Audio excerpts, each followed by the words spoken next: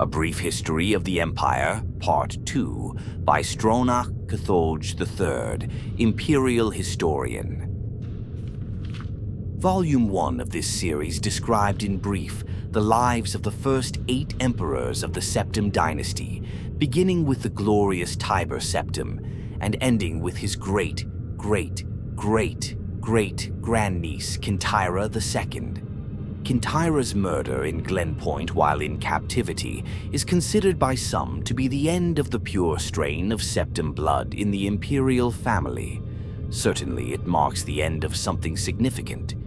Uriel III not only proclaimed himself Emperor of Tamriel, but also Uriel Septim III, taking the eminent surname as a title. In truth, his surname was Mantiarco from his father's line. In time, Uriel III was deposed and his crimes reviled, but the tradition of taking the name Septim as a title for the Emperor of Tamriel did not die with him. For 6 years, the War of the Red Diamond, which takes its name from the Septim family's famous badge, tore the empire apart. The combatants were the 3 surviving children of Pelagius II, Potema, Sepphoris, and Magnus, and their various offspring.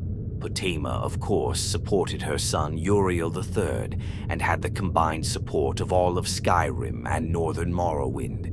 With the efforts of Sepphoris and Magnus, however, the province of High Rock turned coat. The provinces of Hammerfell, Somerset Isle, Valenwood, Elsewhere, and Black Marsh were divided in their loyalty, but most kings supported Sepphoris and Magnus.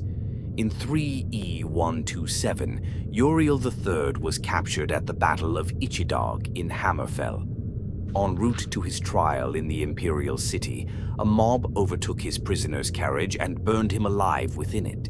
His captor and uncle continued on to the Imperial City, and by common acclaim was proclaimed Sepphoris I, Emperor of Tamriel. Sepphoris's reign was marked by nothing but war. By all accounts, he was a kind and intelligent man, but what Tamriel needed was a great warrior, and he, fortunately, was that. It took an additional 10 years of constant warfare for him to defeat his sister Potema, the so-called Wolf Queen of Solitude, who died in the siege of her city-state in the year 137. Sepphoris survived his sister by only 3 years. He never had time during the war years to marry, so it was his brother, the 4th child of Pelagius II, who assumed the throne. The Emperor Magnus was already elderly when he took up the imperial diadem, and the business of punishing the traitorous kings of the War of the Red Diamond drained much of his remaining strength. Legend accuses Magnus's son and heir, Pelagius III, of patricide, but that seems highly unlikely, for no other reason than that Pelagius was king of Solitude following the death of Potema, and seldom visited the imperial city. Pelagius III, sometimes called Pelagius the Mad, was proclaimed emperor in the 145th year of the Third Era. Almost from the start, his eccentricities of behavior were noted at court. He embarrassed dignitaries, offended his vassal kings, and on one occasion marked the end of an imperial grand ball by attempting to hang himself. His long-suffering wife was finally awarded the regency of Tamriel, and Pelagius III was sent to a series of healing institutions and asylums until his death in 353 of the Third Era at the age of 34. The Empress Regent of Tamriel was proclaimed Empress Kataraya I upon the death of her husband. Some who do not mark the end of the Septim bloodline with the death of Kintyra. 2. Consider the ascendancy of this dark elf woman the true mark of its decline. Her defenders, on the other hand, assert that though Kataria was not descended from Tiber, the son she had with Pelagius was, so the imperial chain did continue. Despite racist assertions to the contrary, Kataria's 46-year reign was one of the most celebrated in Tamriel's history. Uncomfortable in the imperial city, Kataria traveled extensively throughout the empire, such as no emperor ever had since Tiber's day.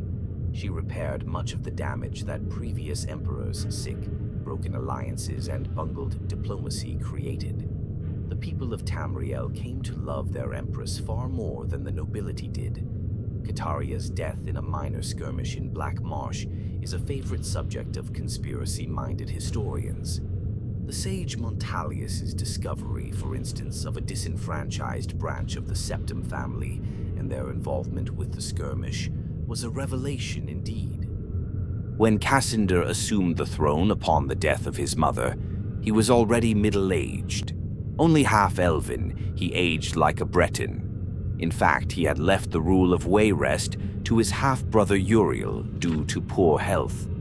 Nevertheless, as the only true blood relation of Pelagius, and thus Tiber, he was pressed into accepting the throne. To no one's surprise, the Emperor Cassander's reign did not last long.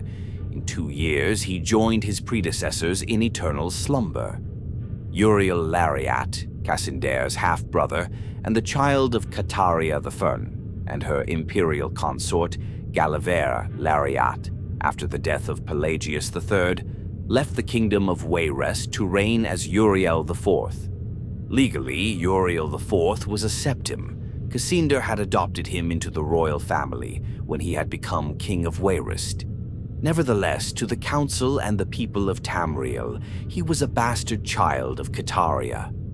Uriel did not possess the dynamism of his mother, and his long 43-year reign was a hotbed of sedition. Uriel IV's story is told in the 3rd volume of this series.